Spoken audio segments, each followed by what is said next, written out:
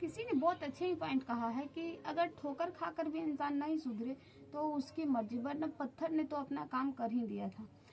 एक कहानी के माध्यम से समझने का प्रयास करते हैं। एक छोटी सी कहानी है, चिड़िया की लास्ट तक जरूर सुनिएगा, बहुत मजा आएगा।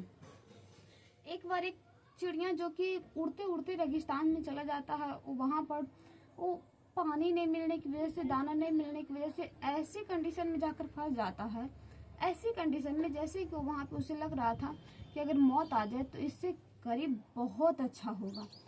और उस समय उसके पास कुछ दिन के बाद उसका पंख भी सब झड़ गया था।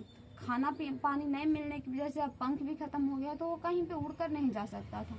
बस एक ही जगह पे बैठे बैठे पछता रहा था, अपने कर्मों के बारे में सोच रहा था। उसी रास्ते से एक दिन गरुड़ जी जा रहे थे, आकाश में गरुड़ जी क्रॉस कर रहे थे। चिड़िया का नजर उन पे पड़ता है तो उनसे गुहार लगाती है, उनसे प्रार्थना करती है कि हमारी पुकार को सुनिए। फिर गरुड़ जी नीचे आते हैं और पूछते हैं कि क्या हुआ, आपकी ऐसी दुर्दशा कैसे हो गई। चिड़िया अपनी हाल बताता है और बताता है कि आप कहाँ जा रहे हैं। गरुड़ जी से पूछता है आप कहाँ जा रहे हैं। गरुड़ जी बोले मैं तो स्वर्ग जा रहा हूँ। तो चिड़िया बोलती है कि आप ये मत पूछिएगा कि मैं स्वर्ग कब आऊंगी, बस ये पूछ लीजिएगा कि हमारी स्थिति कब सुधरेगी। गरुड़ जी बोले ठीक है। जब वो जा रहे थे तो वहां जब स्वर्ग पहुंचते हैं तो बाहर जो द्वार पे खड़ा होते हैं दूत, उनसे पूछते हैं कि एक छोटी सी तो बात है, इन्हीं से पूछ लेते हैं। पूछते हैं कि जब हम आ रहे थे तो रास्ते में एक चिड़िया मिला था, उसका हाल इतना कंडीशन खराब था कि मैं बता नहीं सकता हूँ। ना उसके पास पंख है, ना उसके पास खाना है, न पीना है, बस ऐसे ही बेचारी पड़ी हुई है। दूत बोलता है कि उसके जो पहले वाले कर्म थे उसके फल है, उसे तो भुगतना ही पड़ेगा। ये सजा उसके लिए 7 साल का है। बोलता है कि इसके कोई उपाय बताइए, क्योंकि वो बहुत ही बुरे कंडीशन में है, हम अभी देख करके आ रहे हैं। फिर दूत बोलते हैं ठीक है, जैसे आपकी मर्जी। उस चिड़िया से जाकर आप बस इतना बोल दीजिएगा कि हर हाल में वो बोले कि भगवान तेरा शुक्र है, भगवान तेरा शुक्र है।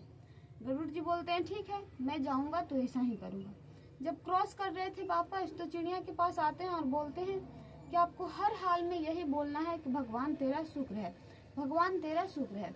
चिड़िया भी ऐसा ही करती है, जब भी वो उड़ने का प्रयास करती है लेकिन उड़ नहीं पाती है, लेकिन फिर भी बोलती है कि भगवान तेरा शुक्र है।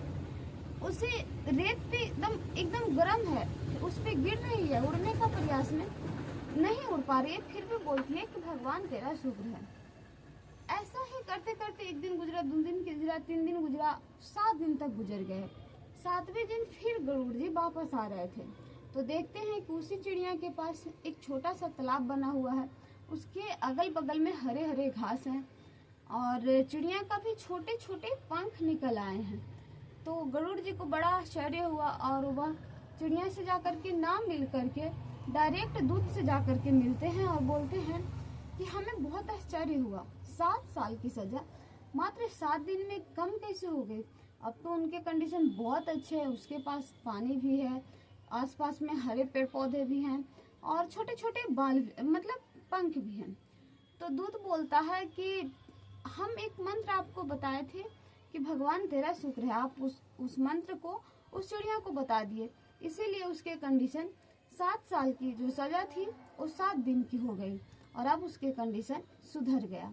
इस कहानी से हमें ये सीख मिलती है कि हम छोटे छोटे बातों के लिए, छोटे छोटे मतलब चीजों के लिए भगवान को हमेशा खोजते रहते हैं। हमें भगवान की धन्यवाद देनी चाहिए, जो चीजें मिली है हमें उस चीज में खुश रहनी चाहिए।